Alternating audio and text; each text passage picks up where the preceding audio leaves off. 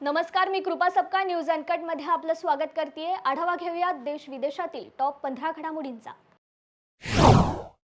भारताने डाळिंबाची पहिली प्रायोगिक तत्वावरील व्यावसायिक खेप समुद्रमार्गे यशस्वीरित्या अमेरिकेला रवाना केली आहे। कृषी आणि प्रक्रियाकृत खाद्य उत्पादने निर्यात विकास प्राधिकरणाच्या माध्यमातून वाशी येथील INI फार्म्सद्वारे ही खेप पाठवण्यात आली। वाणिज्य आणि उद्योग मंत्रालयाचे अतिरिक्त सचिव राजेश अग्रवाल आणि अपेडाचे अध्यक्ष अभिषेक देव यांनी डाळिंबाच्या 4200 पेट्यांच्या खेपेला हिरवा झेंडा दाखवला।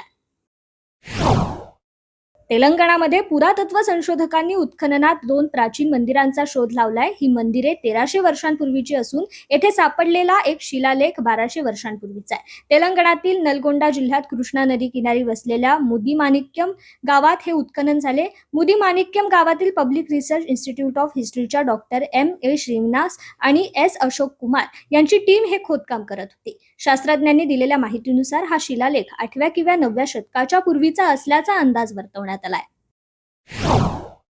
संयुक्त अरब अमिराती अबुधाबी येथील पहिले हिंदू मंदिर शुक्रवारी सर्वसामान्यांसाठी खुलं करण्यात आलंय। पंतप्रधान नरेंद्र मोदी यांनी 14 फेब्रुवारी रोजी अबुधाबीच्या पहिल्या हिंदू मंदिराचं उद्घाटन केलं होतं। मंदिर व्यवस्थापनाने आपल्या वेबसाईटवर मंदिरात येणाऱ्या भाविकांसाठी मार्गदर्शक तत्वे जारी केली आहेत। त्यानुसार टी-शर्ट, कॅप आणि घट्ट कपडे घालून येणाऱ्या मंदिरात प्रवेश दिला जाणार नाहीये। मंदिरात प्रवेश करण्यापूर्वी भाविकांना मान, कोपर आणि घोट्यांमधील शरीराचा भाग झाकून ठेवावा लागणार आहे, असे मार्गदर्शक तत्वांमध्ये नमूद करण्यात आलंय। मॉरिशसच्या उत्तर अगालेका बेटावर भारतीय सैन्याच्या तळासाठी आवश्यक पायाभूत सुविधा उभारण्यात आल्यात। यामध्ये विमानासाठी धावपट्टी, जेटी आदींचा समावेश आहे। भारताचे पंतप्रधान नरेंद्र मोदी आणि मॉरिशसचे पंतप्रधान प्रवीण कुमार जुगनाथ यांनी ऑनलाईन उपस्थित राहून येथील एकूण 6 प्रकल्पांचं उद्घाटन केलं। या सैन्य तळामुळे हिंदी महासागरात भारत आणि मॉरिशस संयुक्तपणे चीनी युद्धनौका आणि पाणबुड्या यावर लक्ष ठेवून असतील। एकीकडे पंतप्रधान नरेंद्र मोदी हे गेल्या 10 वर्षातील कामगिरीचं गुणगान करत देशभर फिरत असतात। त्यांच्यात मित्रमंडळांतील एक सहकारी रस्ते व महामार्ग खात्याचे मंत्री नितीन गडकरी यांनी सरकारमधील नेमक्या चुकांवर बोट ठेवल्याने भाजपची चांगलीच पंचायत झाली। गडकरी यांनी एका वेबसाईटला दिलेल्या मुलाखतीत पंजाबमधील शेतकऱ्यांच्या आंदोलनावर भाष्य केलंय। देशातला शेतकरी, मजूर, गरीब आज दुखी असल्याचं गडकरींनी या मुलाखतीत म्हटलंय। गौतम गंभीरने ट्विट करून राजकारणातून संन्यास घेणार असल्याची माहिती दिली आहे। गौतम गंभीरने ट्विट करून ही माहिती दिली आहे। त्यानुसार मी पक्षाचे अध्यक्ष JP नड्डा यांच्याकडे विनंती केली आहे। मला माझा राजकीय कर्तव्यातून मुक्त करावे, म्हणजे मी माझ्या पुढील क्रिकेट करिअरवर पूर्णपणे लक्ष केंद्रित करू शकेल, असं गंभीरने म्हटलंय। गंभीरनंतर भाजपच्या अजून एका खासदाराने लोकसभा निवडणुकीतून माघार घेतली आहे। हजारीबागमधील भाजपचे खासदार जयंत सिन्हा यांनी आपण निवडणूक लढवणार नसल्याचं म्हटलंय। सोशल मीडियावर पोस्ट करून त्यांनी भाजपचे राष्ट्रीय अध्यक्ष JP नड्डा यांच्याकडे विनंती केली आहे। त्यांना सर्व निवडणूक कर्तव्यातून मुक्त करावे, अशी विनंती जयंत सिन्हा यांनी नड्डा यांच्याकडे केली आहे।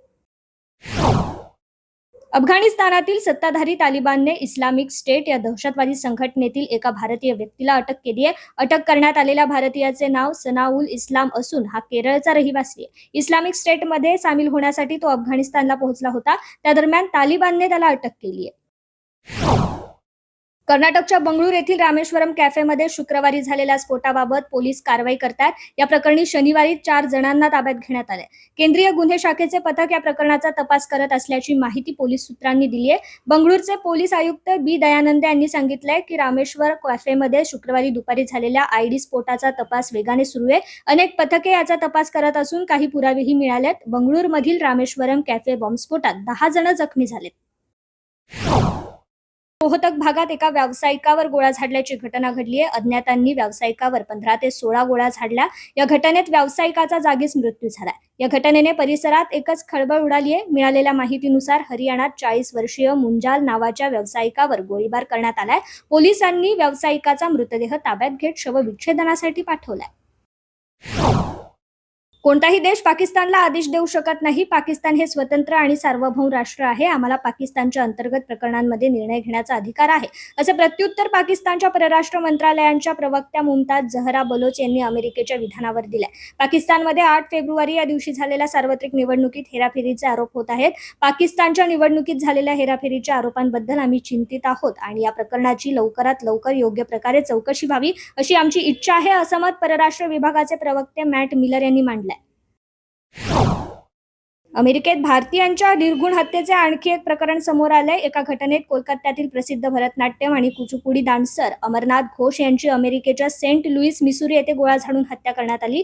या हत्येची घटनेची माहिती अमरनाथ यांनी मैत्रीण टेलिव्हिजन अभिनेत्री देवोलीना भट्टाचार्जी हिने दिली होती. एक्सवरील एका पोस्टमध्ये देवोलीनाने भारतीय दूतावास आणि परराष्ट्र मंत्री एस जयशंकर यांना या प्रकरणाची चौकशी सुरू करण्याची विनंती केली आहे.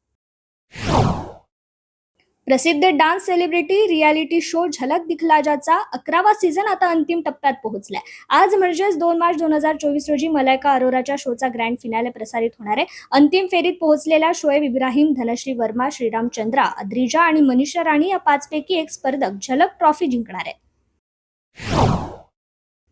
बॉलिवूडची ज्येष्ठ अभिनेत्री झीनत अमान सध्या त्यांच्या सोशल मीडिया पोस्टमुळे चर्चेत असतात. सध्या झीनत अमान यांच्यावर बायोपिक बनणार असल्याची मोठी बातमी समोर येते. शक द डाऊट असे या सिनेमाचं नाव आहे.